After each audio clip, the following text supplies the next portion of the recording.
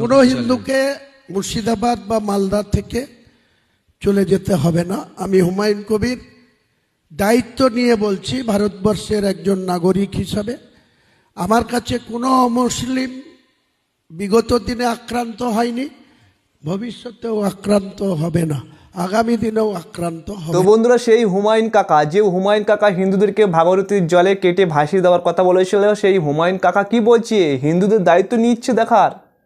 ভাই সাব, এই পশ্চিমবঙ্গ তাহলে কি বাংলাদেশের মতো হয়ে গেছে? বাংলাদেশে যেমন হিন্দুরা সংখ্যালঘু হয়ে রয়েছে, ঠিক তেমন কি পশ্চিমবঙ্গের হিন্দুরা সংখ্যালঘু হয়ে গেছে? যে হুমায়ুন কাকা দায়িত্ব নিচ্ছে হিন্দুদেরকে। আরে ভাই, পশ্চিমবঙ্গের হিন্দুরা আর কবে জাগবে ভাই? তোমরা এমনি সংখ্যালঘু হয়ে গেছো, এখন এই হুমায়ুন কাকা হয়তো সংখ্যাগুরু হয়ে গেছে। তো যাই হোক, হুমায়ুন কাকা কতটা দায়িত্ব নেবে আমার জানা নেই, তবে এটা ঠিক, কাকা যদি ক্ষমতায় আসে তবে হিন্দুদের কপালে দুর্গতি আসে। তো যাই হোক, পশ্চিমবঙ্গের হিন্দুরা এখন বাংলাদেশের মতো চলে গেছে, মানে সংখ্যা লঘু হয়ে গেছে, আর মুসলিমরা এখন সংখ্যা গুরু হয়ে গেছে। বুঝতে পারছো তো?